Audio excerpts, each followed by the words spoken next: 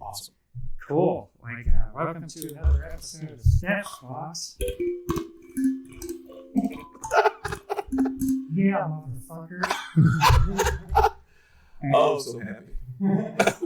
Awesome. We're here today with my special guest, Empty Bottles. He's a musician, comedian, and Ron Funches' brother. Thank you. I got the best vocal cords out of that family, so I'm quite pleased with myself. Nice. Has anybody told you that you remind him of? First off, you are the first motherfucker that's ever said that to me. And also simultaneously, I've had this supreme fear that one day that may occur, and that it's happening in this moment. Because you don't understand how many times I've actually seen trolls. Yeah. Because I do have a daughter, and she fucking loves Poppy and Branch in all the fucking songs. So I have heard Ron Funches' voice in my dreams, in my nightmares, several times when I've been on the toilet. So, frankly, I don't even know. This day is turning into a true shit show. Oh, no. No, in the best possible way. Okay, good. I may come on air. I don't know if I'll be the first person to orgasm in this chair with you. Clean up an aisle, too. There it is. So, wow, I'm saying a lot of things. Please continue. No, that's cool.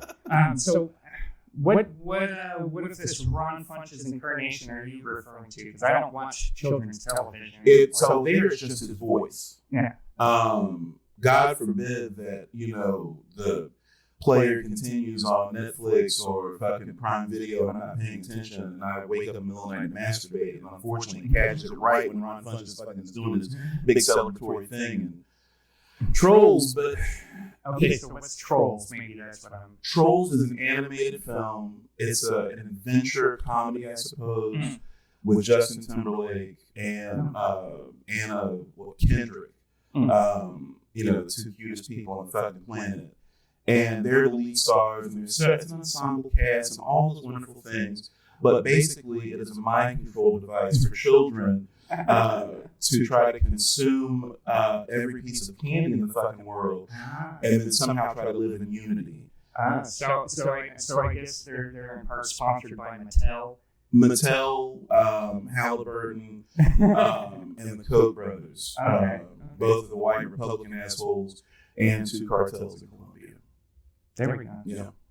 So yeah, it's stepped up from Masters of the Universe. I mean, they're getting, that's real. Black government funds. That's yeah. Wow. It's like Skynet without the intelligence. Mm-hmm. Yeah. These days. But I don't know. I kind of liked it living in the future, right? I always wanted to have a car that was intuitive and it would have, and this is the truth. I actually, when I was in 7th grade, myself and a few classmates participated in a competition called Explore Vision. It was sponsored by Toshiba. And nothing like a foreign-based company that is taking the best minds of children in the United States to produce something for the future. But anyway, it's just this. It's the long game revenge for Hiroshima. Indeed, totally different type. Listen, don't get Steph started on fucking Japan. We started kamikaze, and we ain't talking the drinks. Though there are fluids exchanged. I was a part of this team, and we came up with this idea for this car that was guided by sensors on the highway and many satellites in the sky. And we called it the Einstein 3000. And we felt really good. It would drive you anywhere you want to go, that kind of thing.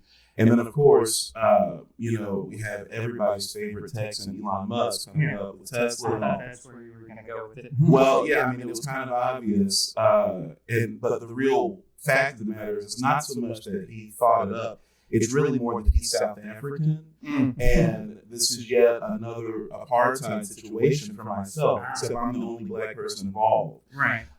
Because the rest of my team was lily white, and at the time they didn't look like black people anyway. So I think it was really just what I'm explaining is it's a conspiracy against me, and I personally take fucking offense to Elon Musk and his Texan/South African ways. And I hope one day he hears this. Yeah. Yeah. I wouldn't bet on it. Yeah, that's probably true. Yeah. Wait, so you came up with this idea when you were in 7th grade. Mm-hmm. That's right. What year would that put us in? 7th grade, 5 years from 1993. Okay, so yeah, we're about the same age. Yeah, I'm 42. 41 is next month. You look all of 25.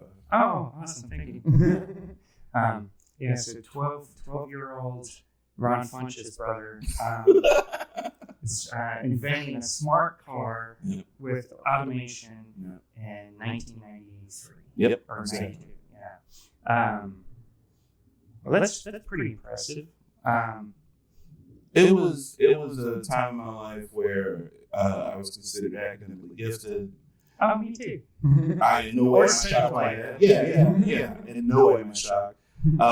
Although I do question the system sometimes because one of my classmates, his father was a pit boss in Reno, Nevada, that he spent every summer with. So count cards, exactly everything, count cards, count lines, anything. Hey, Rayman, get your ass over here. There fucking is. Where am I placing my bets? I mean, where's the fucking cow prod? He would always come back with these incredible stories of his father doing drugs and having sex right in front of him.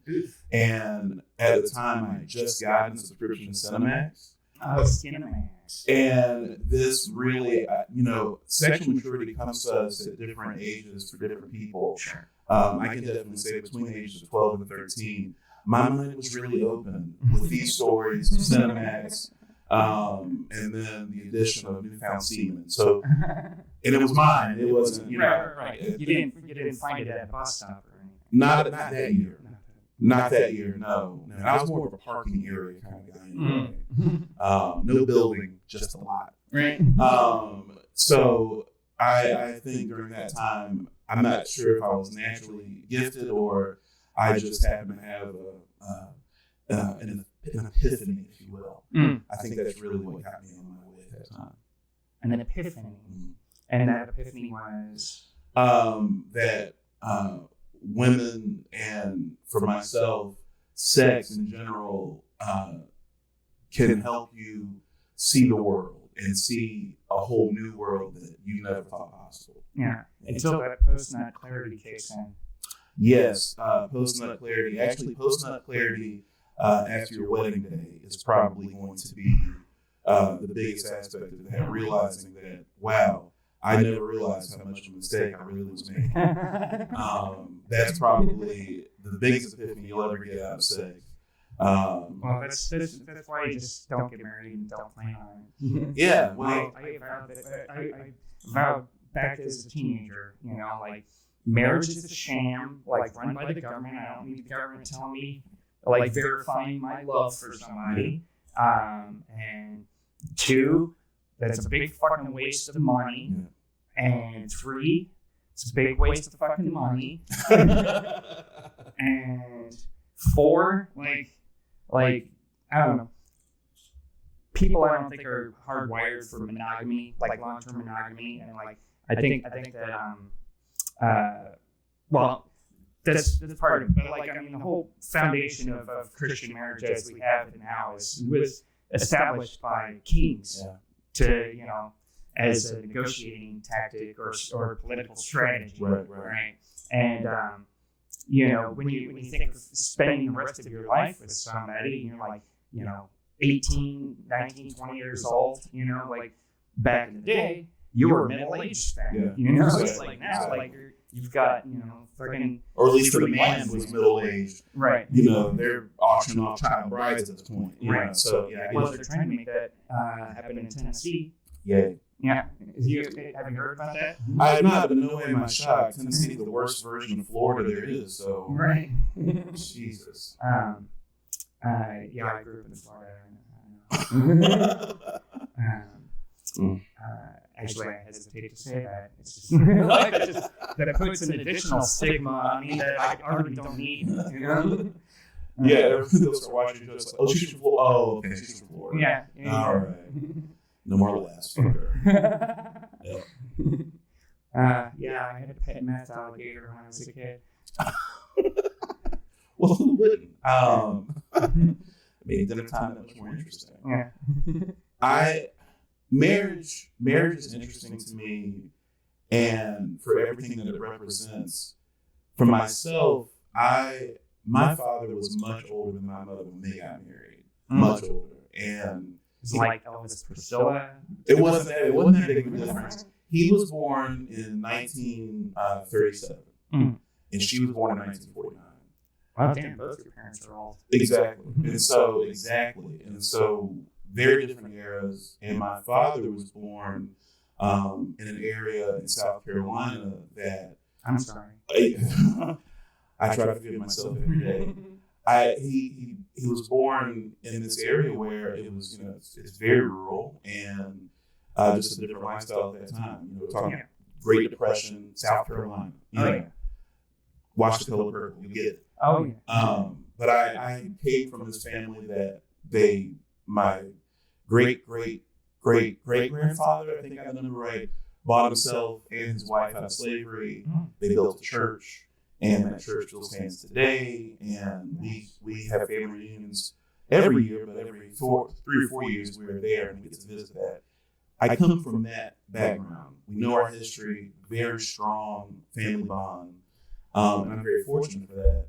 I married into a situation where it was had a similar age aspect to the vibe in terms of what the concept of marriage was. Right.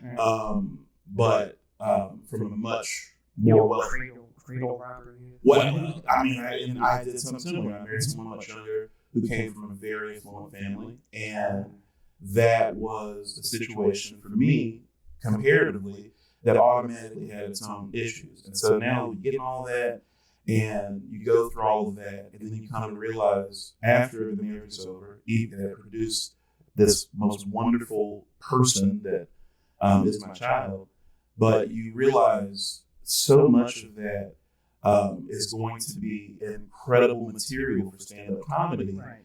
And then you make that decision after your divorce, you know what? I need to start cleansing myself and unveiling myself. And then you get booed. And then it's like, okay, well, no one liked me beforehand anyway, so we're good. But, yeah, you've already been through the shit. Yeah. It's like, I'm here. Let's do it. Yeah, it's like coming back from a tour of Afghanistan and being in a mugging. You know, whatever. Fuck you guys. Exactly. Did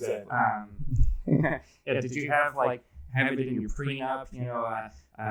Marriage only valid until I have my first hour. I mean, you have to make sure that you lined up the right way, because you don't want to necessarily let a person know that you're going to talk about them on stage. But then again, if they know you, they should understand that at one point, especially within the first 5 years, you're probably going to get lit the fuck up. Because I think you understand more than anybody.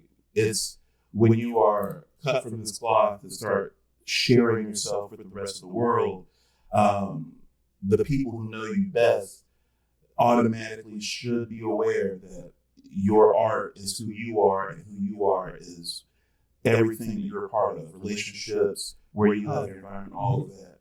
And so that's been the most interesting aspect of all of this, especially for myself.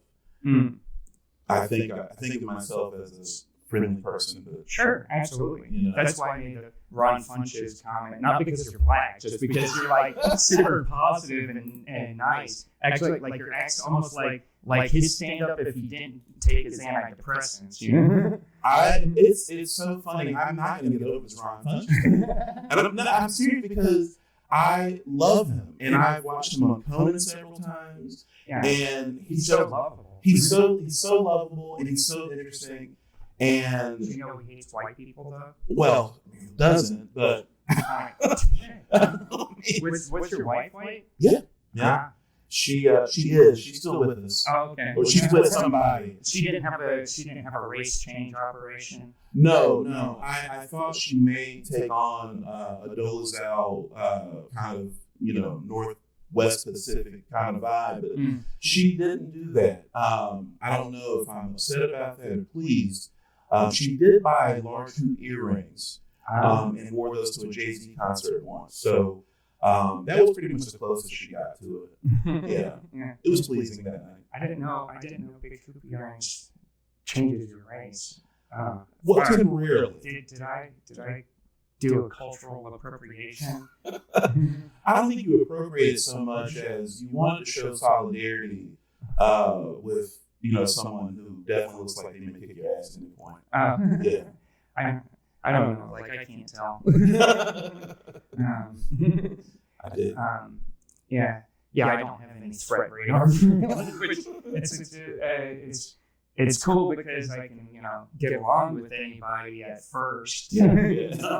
It pisses me off. I can't see murder when it's like right in front of my face. So it's funny you say that. I like to tell the story of a situation. There's two situations, but they mirror each other. I used to party a lot more when I was younger, and Didn't we all? I would hope so. But I used to get down, and my friends and I would go out and have a good time, and we might stop at a few different clubs. And I mentioned like I do because I'm from the country, so you have to drive large distances and to find pleasure, and just sit there. And we would from time to time stop at this club called Silver Fox in South Carolina.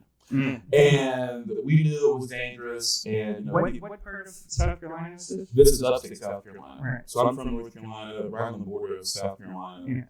So I lived in Columbia for a while. Okay. Yeah. My family, as I was telling you before, originated in Newberry. Okay. So right here in Columbia. This is getting interesting. Yeah. Ooh. I'm wondering if it's going to be the same club that I'm thinking of. This place is in Greer, South Carolina. And it's not there anymore, thank God. But it was Silver Fox, and we knew it could get dangerous. There could be things that occur.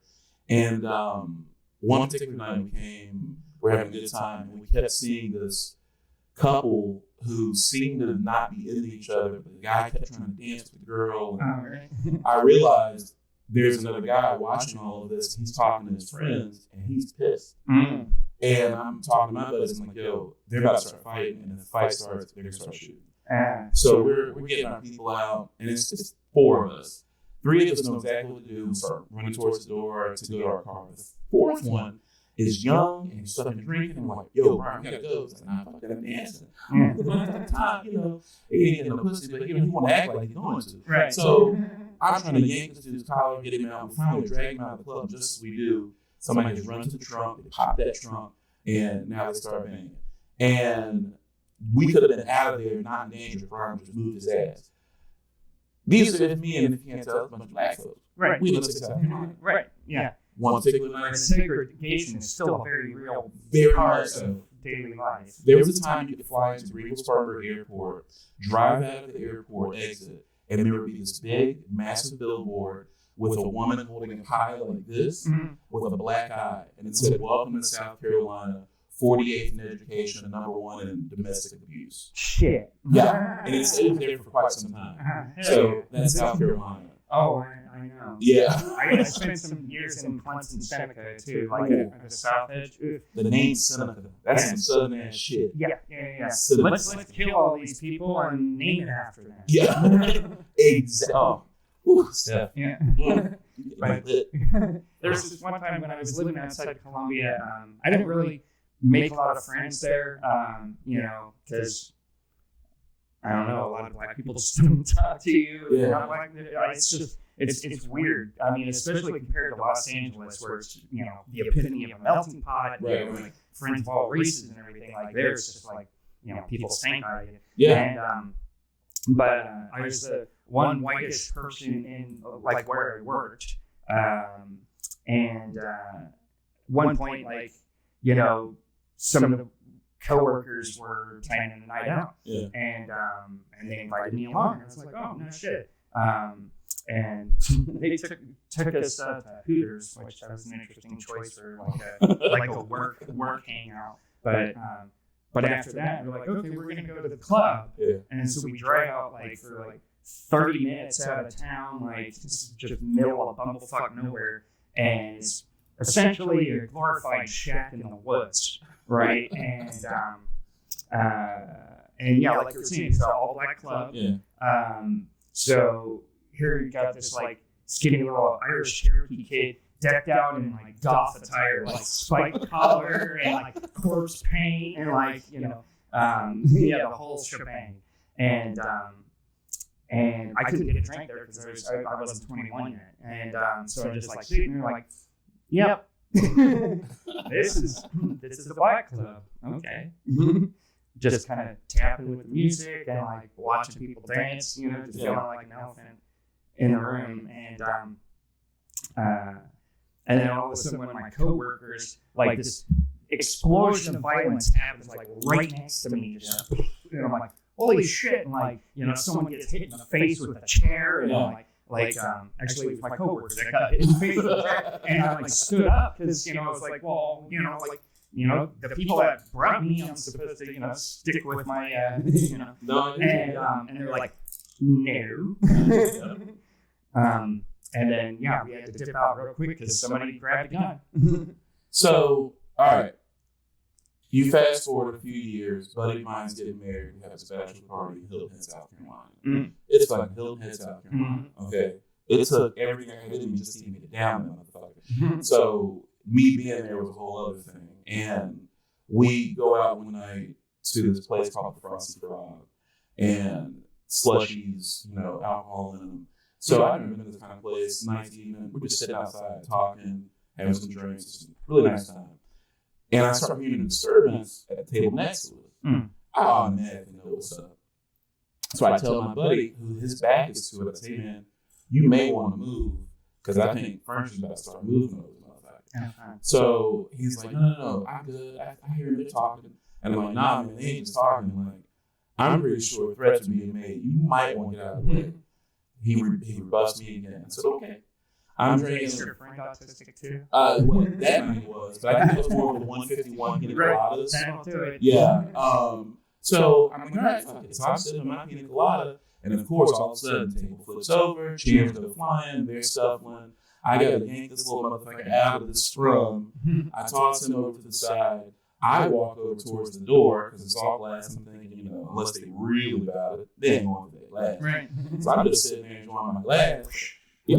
I'm enjoying my pina colada, and then all of a sudden, I see a dude, and this is a small, probably 5'8", 5'9", skinny white dude, like Steve Nash, Adam Levine without the muscle. Shirt has been taken off, bloody nose, and he is running directly towards me. Oh, what? Now, I'm just sitting there chilling my drink. I hadn't been involved at all. So at first, I'm like, is he coming at me?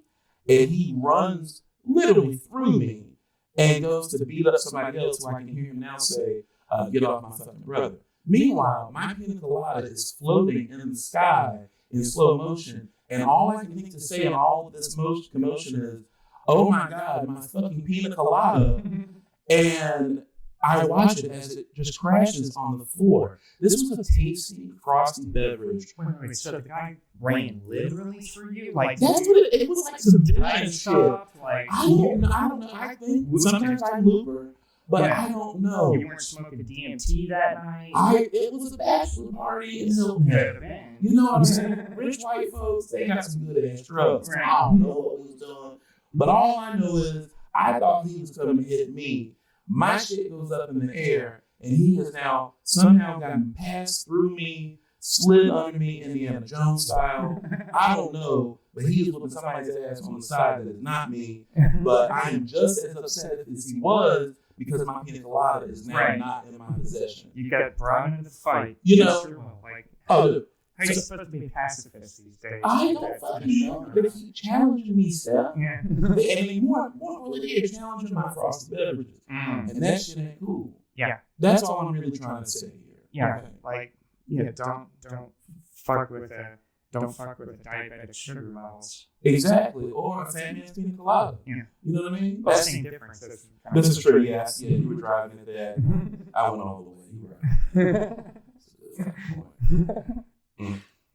right. So from South Carolina originally? From North Carolina, right on the border. Right. Yeah. So adjacent. And you just stuck around the whole time? No. I was born and raised in the foothills of North Carolina. Went to college at Elon, and then left before I graduated. Worked for a very large electronics company, Best Buy. Oh. I was like, were you a coder or No, a coder of bullshit. Right. And so worked there for quite a while. Then went back to Elon. Got caught up in politics. Left school. And I started consulting political campaigns. For the Libertarian Party or the Communist Party? No. It was more of what we now in this country call a socialist movement. It was for the Democratic Party. Right. And it was Democratic politics at that time. That was the rise of Barack Obama. And so black folks were in vogue again. And actually on Vogue as well. So it felt like the right time for me to come out and show my face again. And it worked well. That was my life for a while, and then I fell from grace and everything else. Not as bad as the political candidate I worked for. Oh, wow! Who's that? What was that? I was the graphic designer for the Steph and Scott campaign. I am familiar with. Yeah. Mm-hmm. Goodbye, resume.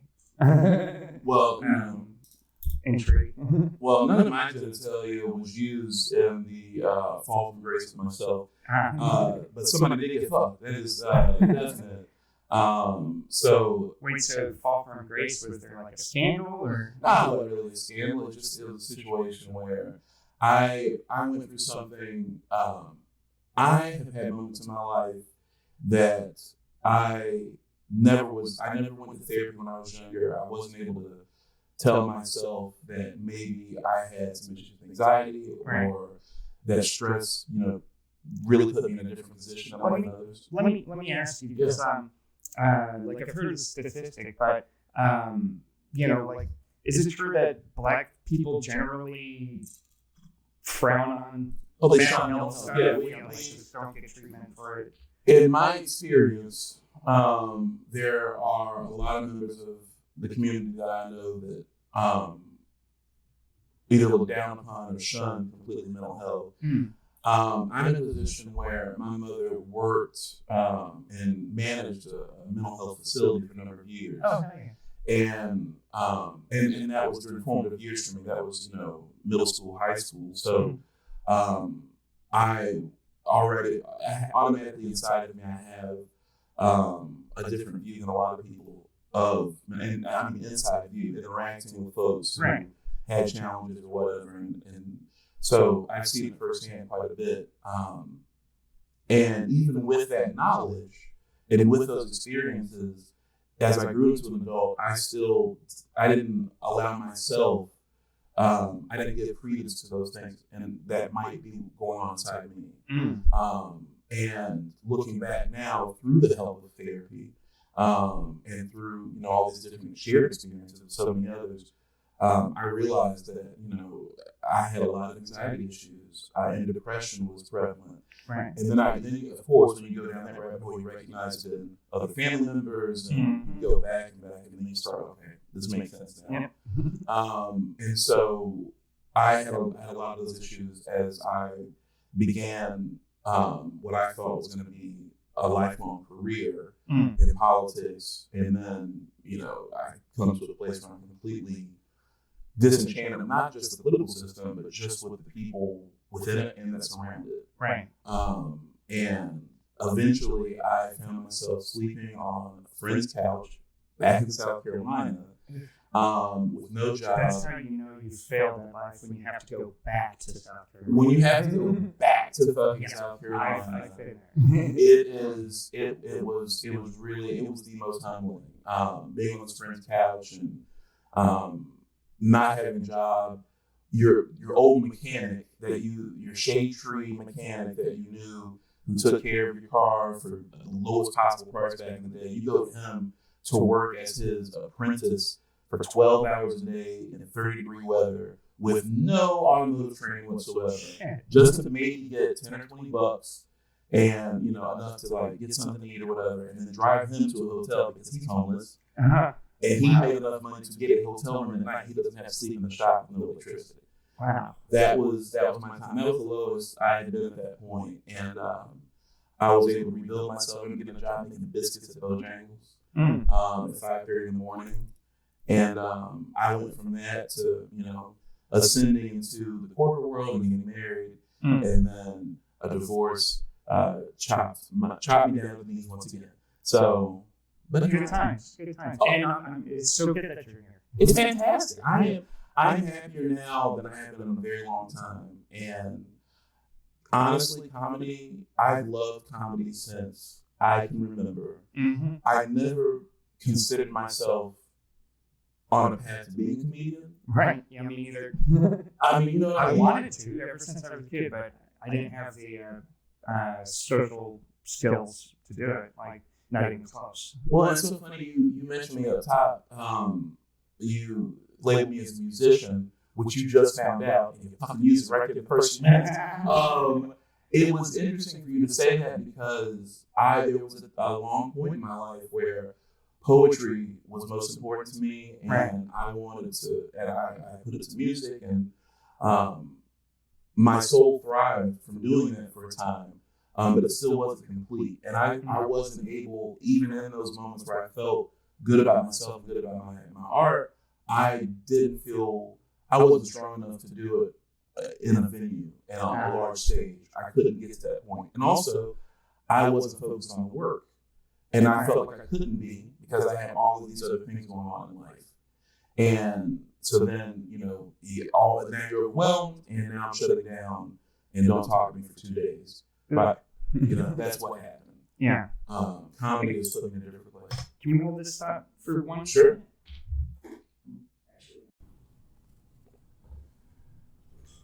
All right, we're back. Yay.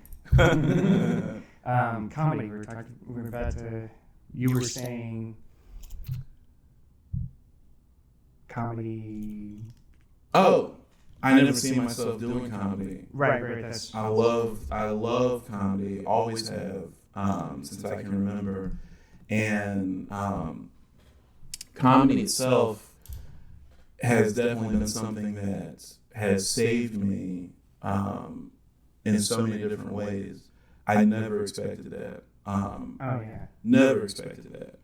And coming from, this attempt at music and musical stardom, or just, getting my sound out, but not being able to do it the way I wanted to, comedy seemed like the way to express myself in every piece of me. Oh, yeah, no, I got to second that because, I've been gigging in bands and stuff since 1993. Mm-hmm.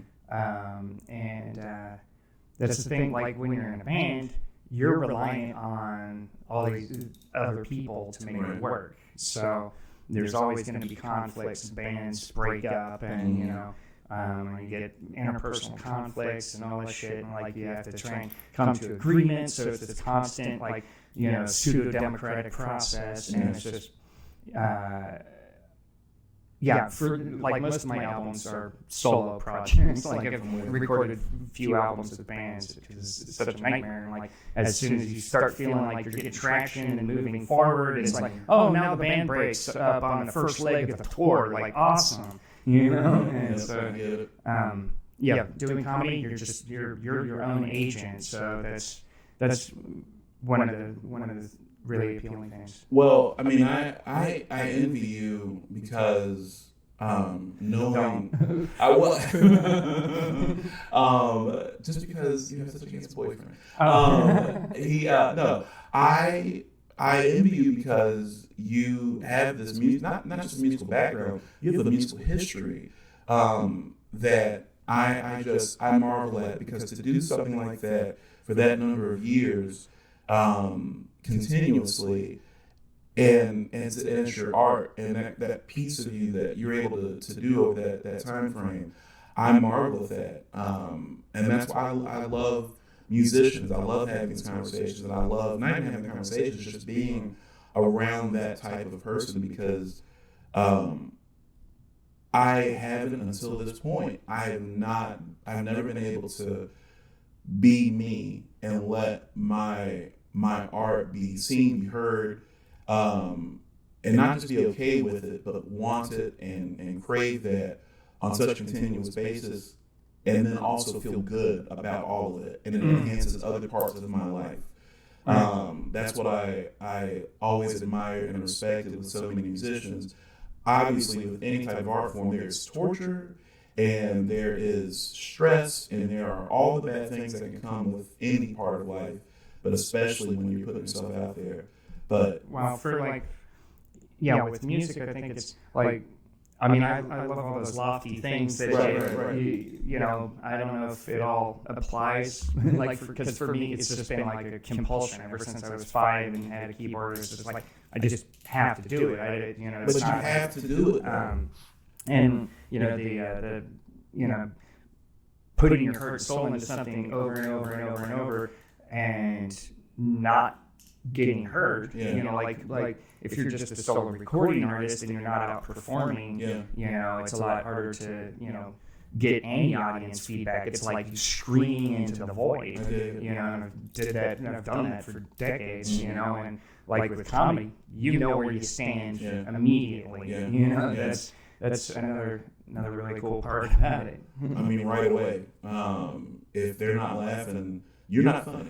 Right. And it's simplistic and probably quite easy to say it like that, but it's still true. Yeah. Laughs don't lie. You know what I'm saying? I mean, that's just, it's so basic, and that's one of the best parts about this. You get to know right away. I'm very fortunate in the fact that I like to exude as much self-confidence as humanly possible, but I have just a massive hurricane of doubt and fear and anxiety that's raging constantly. But it's because you're not supposed to smoke a half ounce of weed before you get on stage. I mean, listen. They know. People say that, but I just don't understand why you wouldn't. I just dive into a bag of nugs. It's fine. Yeah. I did that with a bag of shrooms more than once. Yeah. My third time on stage too. Oh wow! Yeah. Wow, that's okay. Noted. I don't know. I never felt like I'd been able to really conquer all of that, and now I don't have to conquer it. It's a part of who I am, and I can talk about it, and it feels good to do that. That's awesome. Yeah. I'm actually. I think it's the first time I've ever said those words out loud. So yeah. Cool. I feel privileged. Yeah. So you do, by saying it out loud, you mean and this is the first time, so you never address it on stage, give the audience a running narrative of what's going on? Or? So this is all right. That's perfect. Thank you for even asking me that. That's probably been my biggest issue with my comedy and the way I look at it. All I want is to lay everything about me, who I am, I want my being to be displayed. Mm-hmm. And I typically, when I am having conversations, or if I'm, a good time at a party, or whatever the case may be, that vibe is there for me. That mentality is there, because I like people, but I want to be as real as possible with the person immediately, and I want them to be just as real. Yeah, that's how I am too. And when I got into comedy, I revered comedy in such a way that I did not want to fuck it up. I didn't not just fuck it up, but I didn't want to be a poser. I didn't want to be a fan who gets on stage. Right. And I didn't want to feel that way either. And so, you know what I mean? And absolutely. I love getting out there, and now more than ever, I love talking with the crowd and getting personal and having individual conversations that get laughs, and it's great, but it's the connection for me. Catching that vibe like that is the best feeling, and being able to ride that, and knowing then that I can be comfortable in sharing who I am, and they feel comfortable sharing who they are, and that's cool. It's interesting. I've had a couple of other comedians on, and we've talked about crowd work and you know like their philosophy on it. Because like me personally, I don't like doing it. Like I don't go out of my way to do crowd work. But if there's something that happens, then you know like I'll dive into it, or if I get a heckler or whatnot, you know I don't mind engaging with the audience. Right. It just comes natural. But I don't know. Like I see it as such a huge fucking gamble it's kind of like poking the bee's nest in my opinion, and like I kind of don't want to get derailed from you know my train of thought on what I'm trying to do. So but like from what you're saying, it sounds like a pretty positive experience that I might be missing out a little bit. I mean, it's not. I don't know that it's for everybody. I know. The reason I can say it so strongly for myself is because that is who I am. That part I know to be me, and that part I do enjoy when just in my normal everyday life. I like meeting people, getting to know people, because I like shared experiences. Right. I think a lot about why I am that way and why I feel that way, because I know everyone is not like that. Mm-hmm. But I like being around people and getting to know folks, and being able to do that through comedy and with comedy makes it that much more sacred to me, and it feels that much better. See, like, you know, what you're describing, I mean, I'm definitely that person off, you want the rest of the I'm definitely that person on stage. I mean, off stage, you know, I love, like, socializing and talking like we're talking now is probably one of my favorite pastimes. Yeah. But like, doing it on stage just feels unnatural. Like, it's, because maybe because I've been a musician, performing as a musician for so long, like, there's more of that disconnect, and, yeah, anyways. No, I get it. I totally get it, and I don't judge you at all for that. I think yes, you do. I can see it. I can see it deep down. You're gonna go and tell all the comedians that you know Steph doesn't do crowd work. What kind of shady comic doesn't know how to do crowd work? That's like one of the things that you have to know to be good at it. This is why I've kept my hand out of you, because I've been clenching my left testicle for so long, trying not to let the truth out. Right. And now you've exposed me once again. Ron Funches, now this. Fucking I could see through everybody's facades. I mean, my God, obviously. No, man, I think it's cool. I think everybody is going to be who they are. I hope everyone is going to be who they really are when they get on that stage. Right. And you just brought up an interesting point. When I first started, I didn't know how to take criticism. Mm. I love criticism in any other walk of life. I didn't know how I would feel about it in comedy from other comics. Oh, right. You know what I'm saying? Mm-hmm. Because we're not in New York, we're not in LA. These aren't the people I've seen on television. And, Right. And so, like, you're just another fucking open mic, or shut up. Right. You know? And so I didn't know how I feel about that. And there was some that came that I thought was very helpful and constructive, and they talked to me the right way. Yeah. And then there have been some others where it's like, I wish you just shut the fuck up. Yeah. You know what I mean? Yeah. So that part has been very, very interesting. What people think, how it should go, and sure. You know, like, I know my process. Yeah. I'm not comfortable with it all the time. I want to, run into oncoming traffic a lot of times. Yeah. But fuck it, that's me. That's my process. Well, yeah, I think it's what's useful is for people to share their experiences and their perspectives. Yeah. Without the you should do it this way. Yeah. You should do that. Yeah. And you should maybe pull the mic up a little. That stains kind of old, so it slips slowly. Yeah. Boom. Here we go. Cool. Thanks. Yeah. So, but. Yeah, I used to have the same problem like with criticism until I went to art school. Yeah, like they'll they'll criticize that shit right out of you. Of course, you're a school kid. Of course. Video game art. There it is. Yeah. Because you'll be sitting there like sketching something in class, teachers walking around, and look at it and you're like, I like what you're doing here and this and this. But that perspective on that arm is wrong, and you know it's wrong. Yeah, I know it's wrong. You got your eraser. Like, if it's fucked up, fix it. Yeah. I mean, it's going to take me a minute. art school kid. Yeah, of course. I'm glad that I've gotten to learn this much about you because it enhances my already very lofty view of you. That's so sweet. Well, no, I fucking hate your guts. I don't want you to get twisted. But okay. You are an incredibly interesting person. Likewise. And thank you very much. No, I love the fact that being an artist allows us to have these moments that we all can talk about, lowest common denominator. That is probably one of the best aspects of being in this type of community. I still every day now am so, I won't say surprised anymore. I'm very appreciative, but I'm still just so overwhelmed that there's this community. I've always heard of it.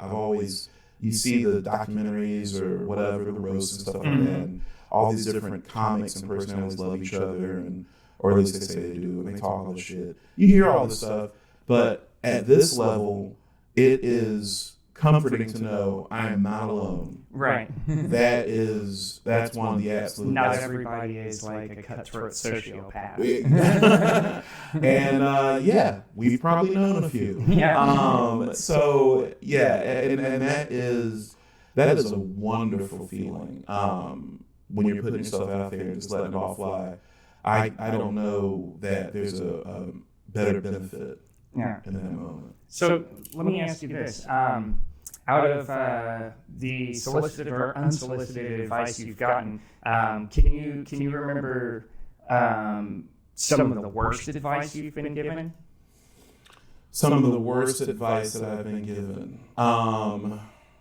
That's really interesting. Okay, so yeah, well, it wasn't the worst advice. It was just I wasn't ready. I'm not ready. I didn't want to hear it. Yeah. Because it was common sense. I'm already hard enough on myself about my performances. Sure. And I had someone after an open mic, and this was like the first time this person spoke to me. And this person came up and they put their arm around me, which we haven't been introduced properly. That's you're already rocking, the wrong way. And this is a fucking hate crime. It's morphing into something even more sinister. They're like, wait for the joke, wait for the laugh to be over, and when the laugh is over, then you hit them with another one. Yeah. And And I already knew that. Right. I was already sitting there drinking a whiskey, thinking to myself, why am I trying to talk over? Like I'm already punishing myself. Yeah. And now this person who has never introduced themselves and wasn't even that friendly in that moment and that approach comes up and then punches me right again, and I'm like, I wish you would leave me alone. I already had bad vibes from you, and now you're just piling on to my already low opinion of you. Shit, now I want to know who it was. You can tell me off the mic. It was Will Smith.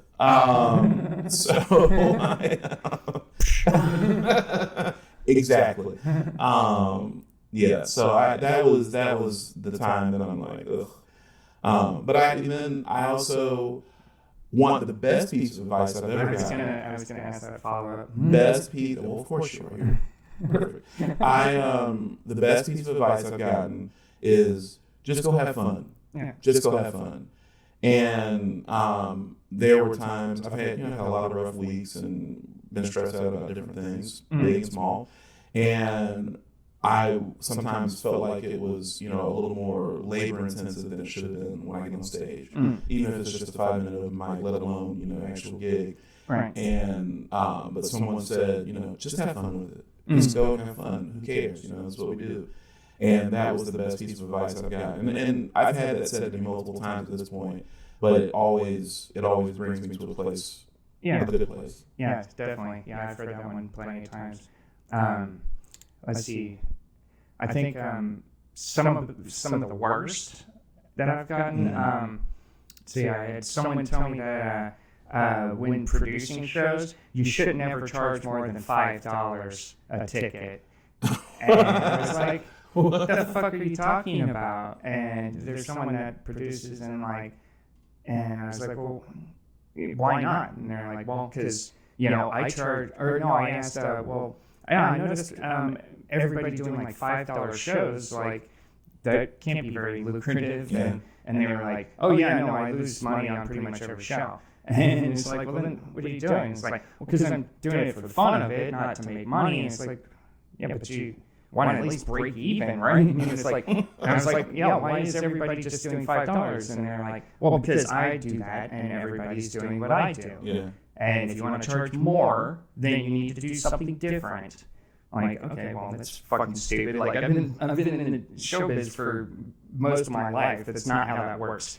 You set the price whatever you're going to set it at, and if people want to come, they'll come. It's, you know, like, and the other thing, like, yeah, if you set your value lower than what it's worth, you know, not only are you doing yourself a disservice, but you're doing a disservice to all of the other people in that ecosystem, because you're, you're deflating the prices, you know, and it's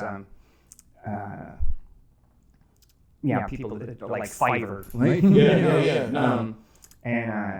and the other one that I got was, you know, I was like, I want to get more time because I've been writing all these jokes and like I've tested them out in little chunks here at open mics, you know, like I'm pretty sure I've got over 30 minutes, probably pushing 45. And that's just like of straight jokes with nothing in between. No filler. Right. And so it's like, how do I was asking somebody, how do I get on, like, you know, how do I get bigger slots? And they're like, oh, you're not ready yet.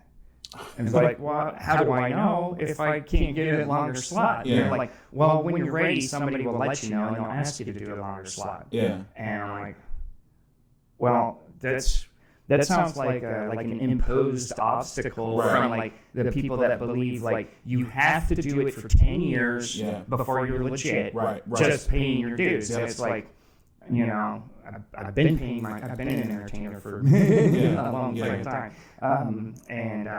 that's not how that shit works. You know, it's like that's just what people say. It took them that long, right? Exactly. You know, that's not a rule, and that's such an old school mentality. Yeah. And I posed that question on Reddit. I spent way too much time on there, and when I'm not getting banned for being transphobic, that's another story. But then one of the commenters said, "Well, why don't you just produce your own show and headline it and." You know, if it goes well, then you know that you're ready for 45, and if it doesn't, then you're not. It's that simple. It's like, well, duh. Yeah, that makes sense. Yeah. Have you seen the show Hacks on HBO? Oh, I fucking love that show. I can't wait for a new season. Same here. I changed my life. I cried at a few spots in that. Oh, most definitely. It pulls you all the way in. No, Deborah says at some point, I don't remember which episode it is, she says it's the last true meritocracy. Comedy is the last true meritocracy. Right. And I definitely dig that, and I believe that, but I think some people look at that to mean exactly what you were talking about. I've done this for 10 years, and I've gotten to this point, and that point might not be that far at all, but yet they feel like that was the time that was necessary for anybody to get anywhere, or 5 years, 10 years, whatever the case may be, and then they want to lord that over you as, well, you'll be ready when someone says that you're ready. Yeah. It's gatekeeping. It's very much gatekeeping. Saying paying your dues, and I'm like, you have no idea the life I've led. Like, you have no clue. And once I tell you, you still might not care, but I can tell you right now, right away, my life, my experiences, and the things I'm able to talk about, they easily match up with what I need to be able to do on stage to hold a crowd for any length of time. So, I totally get you. I'm with you. So that's bad advice. Good advice, and this one took me the longest to work out, because it's having to train the way that you speak. The most common one I got that I actually implemented was slow down. Slow down, because I use a couple of I'm fond of using multi-syllabic words. And like if you're just saying all this like really dense stuff like too fast, then it's just people can't understand what the frick you're talking about. So, you know, seems common sense, but you know. Agreed. No, I'm with you. And the other one, since I had two bad ones, I want to balance it out. The other one, and this has been the most invaluable, and one that I think I've seen a lot of comics around that need to practice this more, is less is more. Yeah. You know, like it's usually the newbies that, you know, are funny around their friends when they're drunk and telling a story, and they get on stage and, you know, trying to do the same thing with this long, twisting, winding anecdote that, you know, has all these details that I don't give a shit about. And then it gets to the end of the story, and it's like, well, where's the fucking punchline? You know, it's just like, like one of my writing partners, like one of my workshop buddies, is a really good friend that's done comedy in New York for the past 10 years. Wow. And so I'm always running material by him, like ever since I got started. Yeah. And he's always my go-to guy to just like he's blunt, he's matter of fact, and his number one critique is always, you need to trim this and that and this and that. It's like too long. But even with him, I have to take it with a grain of salt, because, you know, like there's been bits where I run by him and he's like, oh, yeah, that's way too long. And then I go up on stage and it just kills over and over and over again. You know, because, and it's not a matter, like, I'm not saying everybody needs to be a one-liner. Yeah. But if you want a story to work, you should treat your story like a series of one-liners. Yeah. There should be a punch every sentence or every other sentence, and not have all this big long, you know. Well, so it's funny you brought that up. I told you I've loved comedy since I can remember, and when I was in kindergarten, my mother at the time was a teacher assistant at that same school, and we had a school-wide talent show, kindergarten all the way up to 8th grade. So my mother, being my mother, she's a wonderful woman. She wanted me to perform, and she wanted me to do stand-up comedy. No shit. And she wrote all of my jokes. Oh. So I had like 5 or 6 jokes, and I'm reading these jokes off. I don't remember any of the jokes except for one. And this is what got me first place in the comedy. No, thank you right now. That's what got me first place in the comedy show. And the joke is, and I love that I'm telling this on a recording system right now. The joke is, why did chicken cross the road? Why? To get away from Junior Suber. That boy loves chicken. Junior Suber is my brother, who is 6 years older than I am, and at the time was in the audience. I come from a country place, very small school. Everybody knows my family, especially my brother. Everyone laughed. People to this day still point at my brother and look at him and say, chicken gets away from you across the street, right? And he just can't stand it. So awesome. It's so funny. Well, the funny part about this is I won that contest. Everybody loved it. People still talk about that joke. What people don't talk about is the very next year we had the same kind of talent show. I'm now in the 1st grade. My mom says, you want me to write your jokes again? And I say, no, I'm going to take care of it. I write out jokes, I get on stage, I tell my first joke, no one laughs. Complete silence. And I can remember easily freaking out. And then I tried, this is God's honest truth, I tried to do a joke that I heard Louis Anderson say on a television show I saw on HBO. But I didn't know the joke. You're meant to see it now. You're done in this town.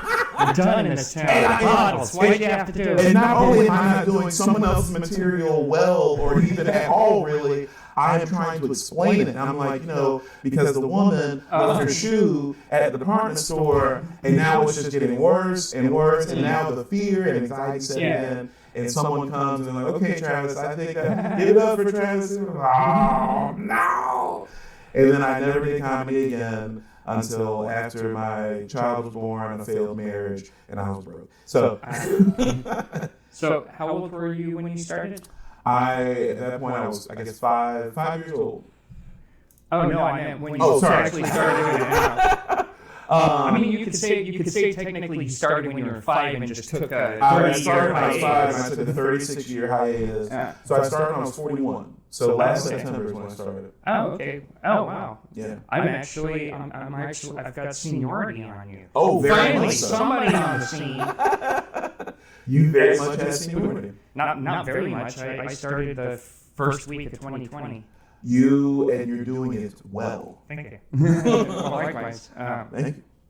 But yeah, for me, it was like, I was pushing 40. Like, I had a really bad meth habit in LA towards the end, and like psychotic breakdown, suicide attempt, failed marriage. Then had to move to North Carolina to get clean and have some family support and everything. Yeah. And but in my suicide attempt, I like ended up giving myself a concussion, like with a car wreck, and after that got epilepsy, and so I like to joke that enough concussions made me want to do made me think comedy was a good idea after enough head injuries. Yeah. I mean, self-immolation maybe sometimes can work in your favor. And speaking of, did you hear about that guy that lit himself on fire in front of the Supreme Court? I did, and okay, good. Somebody has. I have. All I can think about is why Johnny Depp, right? I mean, the furor has really risen to new levels lately on that case. Yeah. I saw the headlines, and I never read the stories. Speaking of the person set himself on fire, I didn't delve into the stories themselves initially, and so my curiosity was like, why did he do it? Yeah. What was his cause? Because it had to be a cause. It wasn't just that he's protesting inaction on climate change. Well, yeah, I mean, if he was protesting at all, I know if he was, trying to smoke a blunt. He was a Buddhist. I mean, he loves capoeira. I don't know. And hated jiu-jitsu, and he really wanted it gone. I don't know. But and then, of course, I found out, he was an activist from out west, and I don't know. I have so many thoughts and questions, and I'm one of those people when it comes to something like this. I absolutely have no ability whatsoever to judge it, dismiss it, encourage it, without knowing. I want to know the most intimate details I can possibly find about every aspect of it. I'm so curious about it. Well, one of the things is like Buddhist monks lighting themselves on fire in protest is something that's been going on for a long time.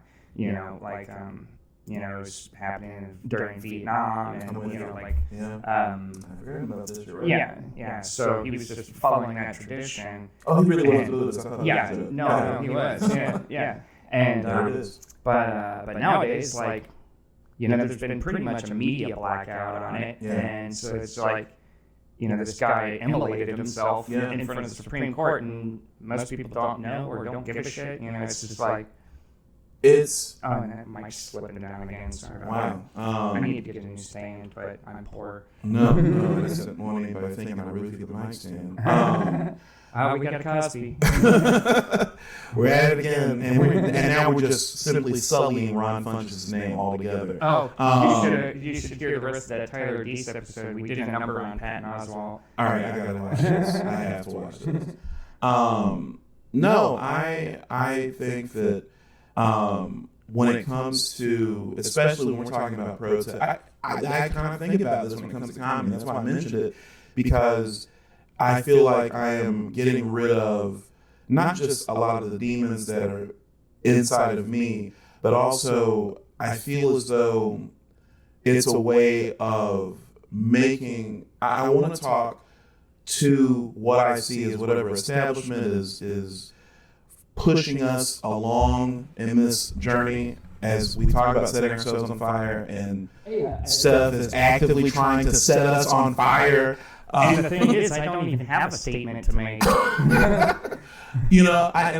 feel like I do. I don't have one prepared. I think all of this is preparation for whatever I am supposed to say. And I don't know if that will happen on stage or if it'll happen 20 years from now when someone sees this podcast or one of my bits on YouTube. One can hope out of the 30 views, one of those persons is the person that's going to save the world. I don't know. But yeah, they probably have been in their basement a lot eating sandwiches. So yeah, there's that part. What's that about the pot and the kettle? Oh, truer words, my friend. Truer fucking words. Sorry, I'm not typically a roast comic, but if somebody sets them up, and I've got a bowling ball in my hand. You gotta knock the motherfuckers out. Yeah. I dig it. And I couldn't agree more. So who are some of the comics that inspired you, or first, who were your favorites growing up, and then who are some of your favorites now? I loved Paula Poundstone, Rita Rudner, Arsenio, and seeing Arsenio transition, because Arsenio was he has maintained a certain level of this, but a very clean-cut act and look when he first came out. And it was very interesting to see that, and then to see what he was talking about and the progression into it. Love Bernie Mac. Love Bernie Mac. Felt like it was a revelation learning about him. And Robin Harris. For a person my age coming out of the Black community, Robin Harris, it was Bebe's Kids. Oh, and to be able to, I saw that. To be able to do the Bebe's Kids act in every single performance, and you get laughs every single time. It's always funny. I couldn't place that name with a person until you said Bebe's Kids. I think he was 36 when he died. He looked like he was 58. Oh yeah. Because it's kind of life, but and then Rodney Dangerfield. Love Rodney. Yeah, same here. Love Rodney. In the first episode of Steph's Box, I had Steve Mars-Sanowski on, and I don't know if you know Daredevil improv and everything. Oh yeah. They did this last year, and I guess they do it every year. They put on a Halloween show where the comics will dress up as a comedian and then perform their act. Right. And Steve did. Yeah, it's so great. I got to be on the next one. I feel it. He did Rodney, and we're in the back alleyway smoking, and he's he's just so last minute trying to prepare. And he's got his legal pad and note cards and all this shit. And he's and he's still writing jokes and trying to put it together. And he got up and kind of didn't remember most of the jokes, and so he just kind of vamped the whole set, just no respect, and then he'd tell a joke, but it was just mostly 10 minutes of vamping, and everybody kind of gave him crap about it. But I love Ryan. I love the movie Back to School. Yeah. I love that movie. Yeah. He was so hilarious in Natural Born Killers. Oh my gosh. That was one of the best. Ladybugs, man. Yeah. I mean, right. So those are my. Oh, and Stephen Wright. I always have to give a lot of credit to Stephen Wright. Yeah, great one-liners. Yeah. Oh my gosh. Best. Do you remember a Stephen Wright joke off the top of your head? What's your favorite? One of your favorites? I will not be able to say verbatim and do it his way. But I will tell you the gist. My favorite Stephen Wright joke is I was on an airplane. And we landed, and I stood up to get off the airplane, but I was still strapped in. So I'm walking through the terminal, crashing into everything with the plane on my back, and I get stuck in a revolving doorway. I'm never going to give that joke justice. I feel terrible even saying it the way I did, but I can tell you that it makes me laugh every single time. And I watched his original set on Carson, and just for laughs and all that stuff. I have seen him so many times, and I've seen him do that joke, and that's got to be my favorite. Just the way he delivers it, because you can see it. You can see it, even though it's completely absurd. Yeah, but you can see it. I like his bit. I went to an all-day diner, or it said I went to a diner that said breakfast served any time. So I ordered a French toast in the Renaissance. I love that joke. I love that joke. I love that joke. I love that joke, and I love it even more now because of the movie Swingers. When it makes me, it's the same kind of thing when you've seen Swingers with Jon Favreau and Vince Vaughn. Maybe It's not. I don't think so. Okay. It's before all the big stars. This is one of Jon Favreau's first films. I know I've seen the box in like a Blockbuster. Right. Yeah. It very popular movie.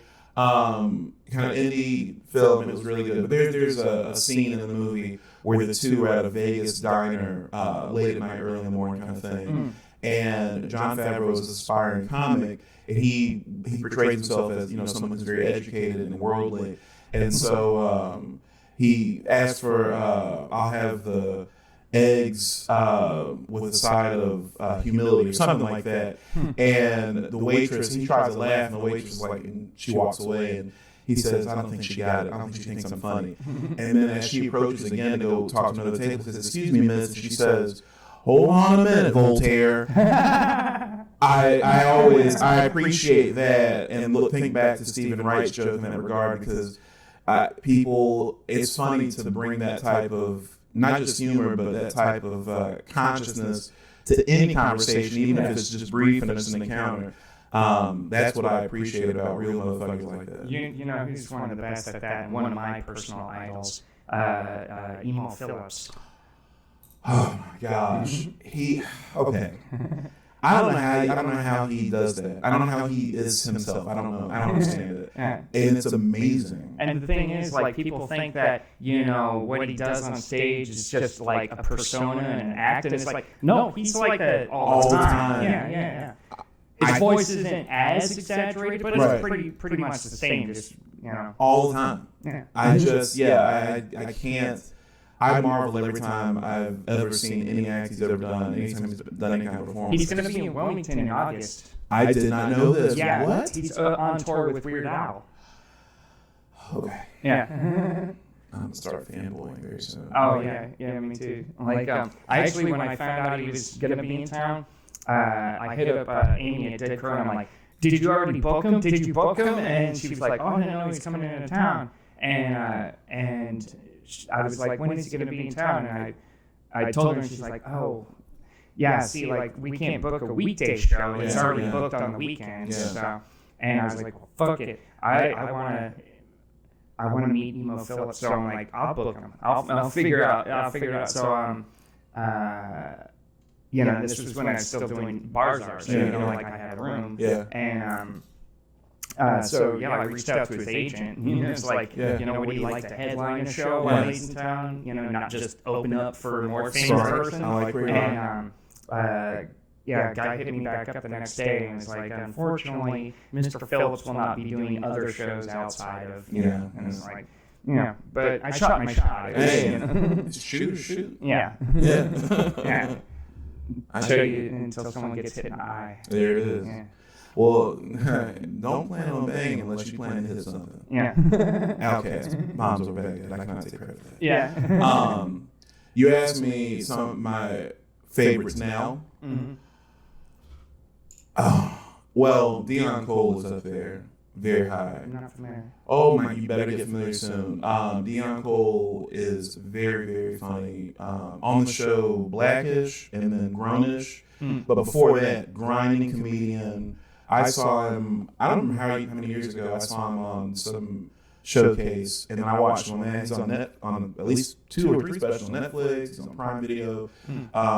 Super funny dude. Love Dion Cole. Eliza Schlesinger. Oh, yeah. Love her. Big fan of hers.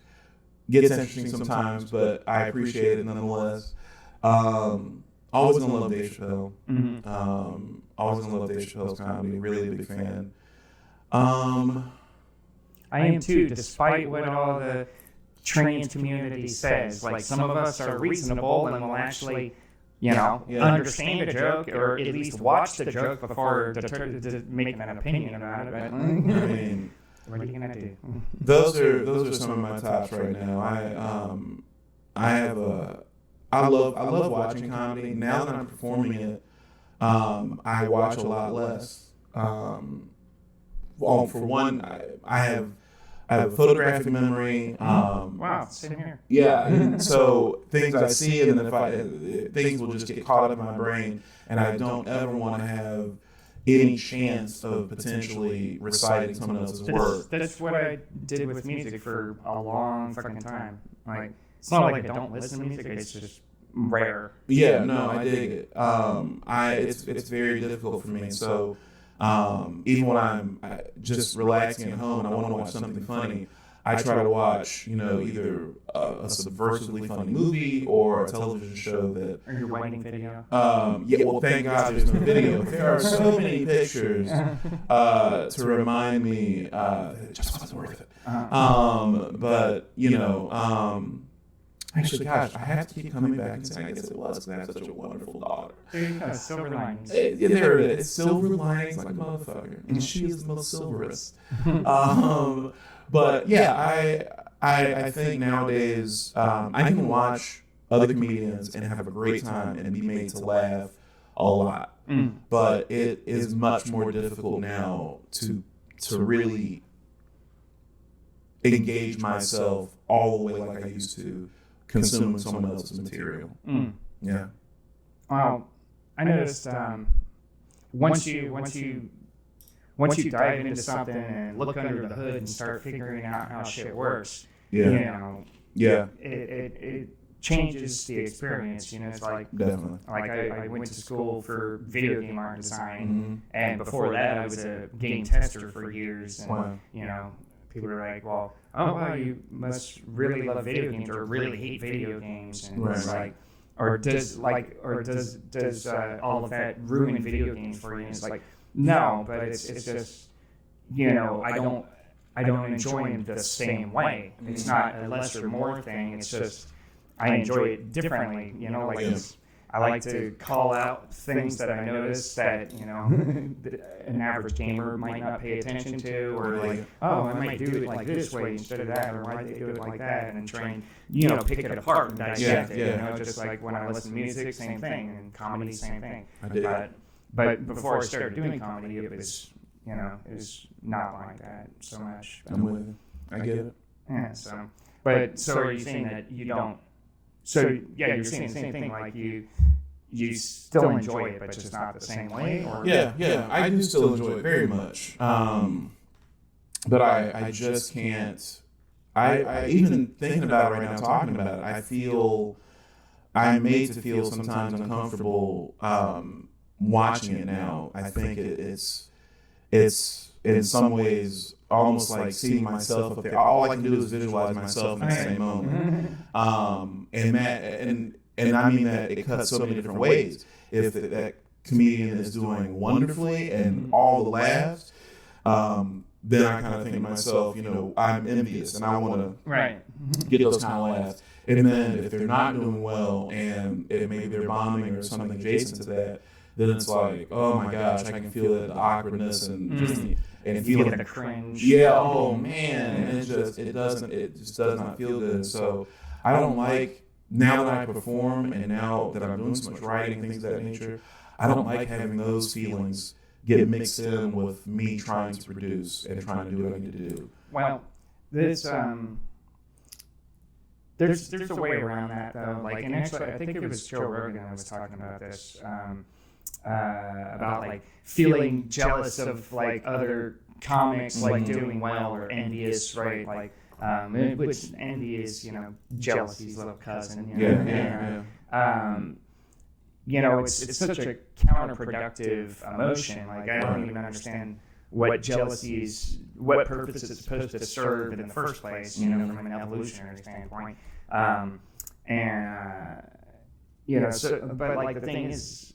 If you look at it that way, and it's toxic, it just wears you down, and like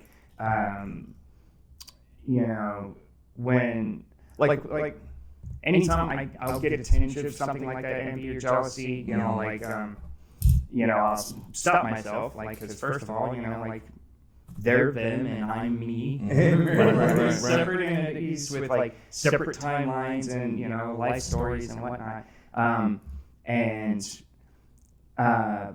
But I can still put myself in their shoes, or like I can still like I just like to focus on the craft of what they're doing and not think so much emotionally about it as analytically. I get it, yeah. And just look at it as like a entertaining instructional video. Right. I get it. I'm with you. That's a very interesting way of looking at it, and I actually have not thought about it in that way before. And considering my propensity in the past to have worked for so many corporations in this world, I've seen my respect for you just like went down a little bit. I'm telling you, I was a different person, and I've seen many an educational training video. There was a time when I would watch them willingly on my lunch break. No shit. Oh yes, Mickey D's, baby, Mickey D's. I totally get that. I've never looked at it that way. So thank you. Oh. Yeah, you're welcome. Once again, fucking Steph Sigma, give me the real. Thank you. I don't know how to do it otherwise. Like this. That's what's up. That's that's one of those autism superpowers. It's just like it gets me in trouble a lot of the time. It's like just blurt shit out that's inappropriate. I'm a fan. I think. For me, it kind of seems, from what I hear of other people talking about other comics talking about their experiences and finding that threshold of what they feel comfortable talking about and finding their voice, like how should they present it, like how do they find their own natural way of talking on stage. Like I didn't encounter any of that. I'm with you. It's just yeah. You're gonna be you. Yeah. I'll go to somebody's funeral dressed like a daytime hooker. I mean, I don't want to die anytime soon, but as long as it's before you and you do that for me, I'm gonna love you forever in the afterlife. So thank you ahead of time. Make that statement, please. Right. It's official. If I ever attend Mr. Bottle's funeral, I will be dressed as a daytime hooker from a reboot of The Wizard of Oz. And I don't care how old you are or what's happening with you with your body. Someone's going to put you in that outfit, and it needs to be done. Wheel you in. I don't care what it takes. I want that visual. I want that oxygen tank, like saggy tits. I don't care. I'll even get a custom. I'll even get a custom bling made, like says "Wicked Bitch of the West." And if anybody asks why, you say, because this is what he would have wanted. Yeah. And that should be enough said. Yeah. Done. Well, on that note, it's just like cut it right there. It's just like that's and sing. I love it. That's perfect. Yeah. No. I want to give you an opportunity, to plug whatever shit you got coming up. Sure. This weekend I am in Morehead City on Friday the 29th. At Promised Land Market. It's a Tim show. It is a Tim Griffin show, and then I'm on another Tim Griffin show on Saturday night in Steve's Ferry. Surf City. Oh, yeah. So at Eventide. Oh yeah, I just did one there a couple of months ago. Yeah, I'm very excited about that. So I'm there those two days, and then coming up in May, I'm doing a very special show for a special friend. On May 14th, I'm going to be your guest. Yeah. Show. So I am. Those are my upcoming things. Stuff Fest. I am excited. I can't wait to actually see the other performances and just be in that vibe because you speak my language, so and I've got some other things that are on the. Chinese too?